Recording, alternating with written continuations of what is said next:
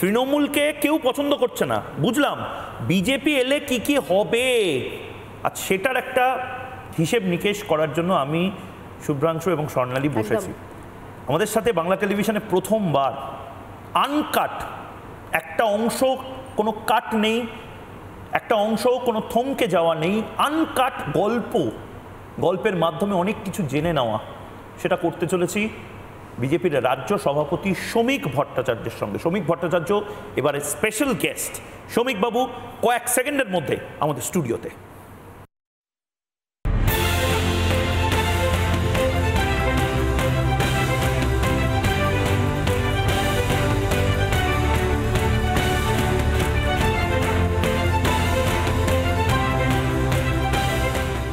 স্বাগত রিপাবলিক বাংলা স্টুডিওতে। তো এখন চাপ কতটা বেড়েছে রাজ্য সভাপতি হওয়ার পর?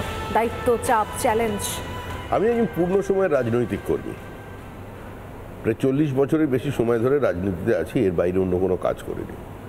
সুতরাং এটা চাপের বিষয় নয়, নিঃসন্দেহে একটা দায়িত্ব থাকে। আর সভাপতিটা একটা বহমানতা। পার্টির বিভিন্ন দায়িত্বে ছিলাম অতীতে, এখন এই সব দায়িত্ব দিয়েছে। এটা তো ক্যাপ্টেনের দায়িত্ব, এটা তো ক্যাপ্টেন মানে আমাদের দলে কিছু হয় না। ক্রিকেটার ছিলে, ফুটবলার ছিলে, কিন্তু এটা একদম তোমাকে বলা হচ্ছে ক্যাপ্টেন ওই টিমটাকে জেতাতে, ট্রফি আনতে। ট্রফি কি ক্লাবে আসবে?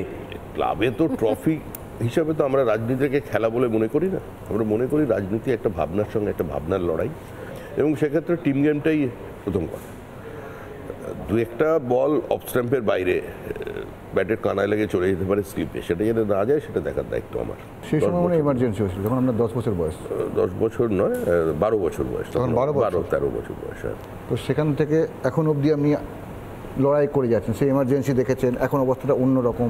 এমার্জেন্সিটা যখন এসেছিল তখন এমার্জেন্সি কি আমি বুঝিনি। বালক শুরু থেকেই মানে সংঘ আর ছিলে। হ্যাঁ, আমি সংঘের আলোচনাটা এখানে টেনে আনতে চাই না, কিন্তু এমার্জেন্সিটা কি আমি বুঝিনি। এটা বুঝেছিলাম যে আমাদের অনেক দাদা, আমাদের অনেক কাকু আমাদের সংগঠনে তারা গ্রেপ্তার হয়েছিলেন, তারা জেলে ছিলেন, এবং আমি যে পাড়ায় থাকতাম সে পাড়া কমিউনিস্ট পার্টির একজন নেতা দেখছিলাম, তিনি গার্ডেনিং করার জন্য কিছু মাটি নিচ্ছিলেন একটা মাঠের কোণ থেকে।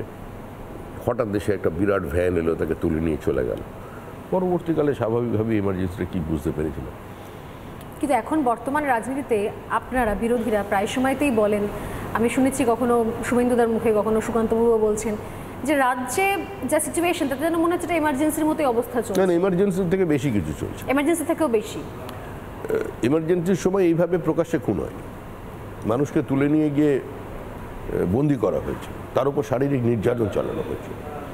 জরুরি অবস্থায় যেগুলো হয় সেগুলো হয় মানুষের অধিকারগুলোকে সম্পূর্ণ বাজেয়াপ্ত হয়ে যায়। আমাদের পরিবারের সদস্যকে বন্দি করে ইন্দিরা গান্ধী ভেবেছিলেন যে ভারতবর্ষে চিরকালীন একটা স্বৈরতন্ত্র প্রতিষ্ঠা করতে পারবেন, কিন্তু 1,20,000 মানুষকে বন্দি করবার পরেও আরএসএসের ইনফ্রাস্ট্রাকচারকে তারা ভাঙতে পারেনি, বরঞ্চ সেই ঔদ্ধত্যকে উপড়ে ফেলে দেওয়া হয়েছে।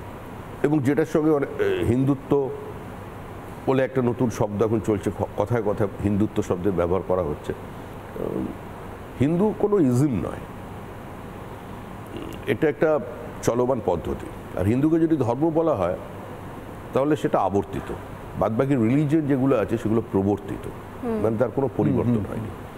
সামগ্রিকভাবে পশ্চিমবঙ্গের এই মুহূর্তে যা পরিস্থিতি, সেটা যদি আমরা খুব কাছ থেকে দেখি, যে তৃণমূল কংগ্রেস নামক যে সংগঠন বা তথাকথিত রাজনৈতিক দল, যাকে রাজনৈতিক দল বলা যায় কিনা, আমার স্থির বিশ্বাস এটা নিয়ে গবেষণা হবে পরবর্তীকালে, তাদের কাছে একটাই অস্ত্র ছিল সিপিএম বিরোধিতা, সিপিএম বিরোধিতা এবং সিপিএম বিরোধিতা। ইস্যু ছিল একটাই, রেস্টোরেশন ডেমোক্রেসি।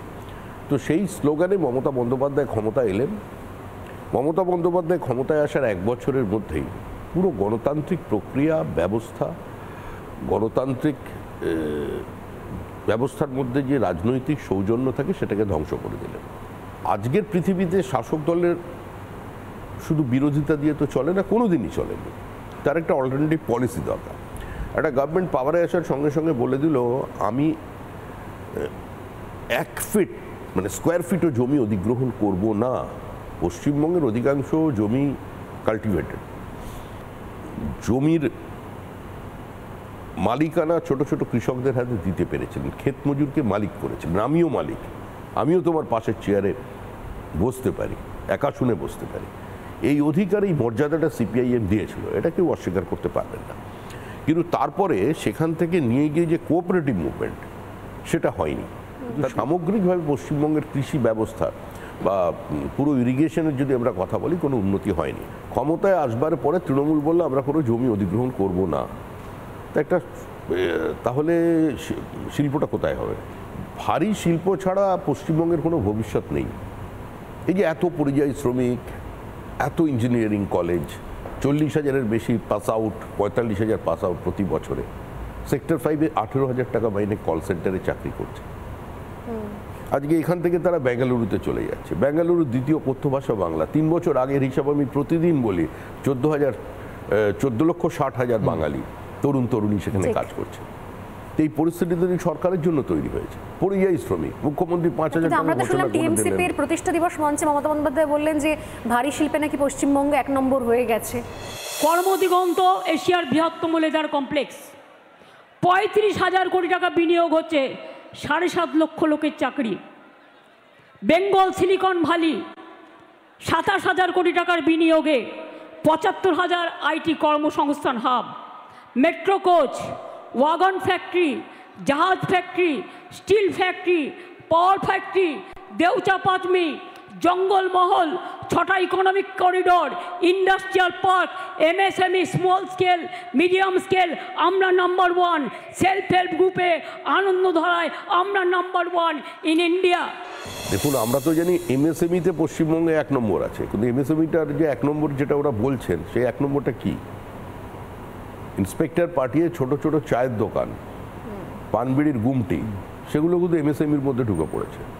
এমএসএমই তখনই সাকসেসফুল হয় যখন বড় শিল্প থাকে, তার অ্যান্সিলারিজ হিসেবে ছোট ছোট এমএসএমই গড়ে ওঠে। নানা ধরনের কন্টেন্ট দেখার জন্য লাইক করুন, শেয়ার করুন আমাদের ফেসবুক পেজ, সাবস্ক্রাইব করুন আমাদের ইউটিউব চ্যানেল। পাশাপাশি অন্যান্য ব্রেকিং নিউজের জন্য অবশ্যই চোখ রাখুন রিপাবলিক বাংলায়।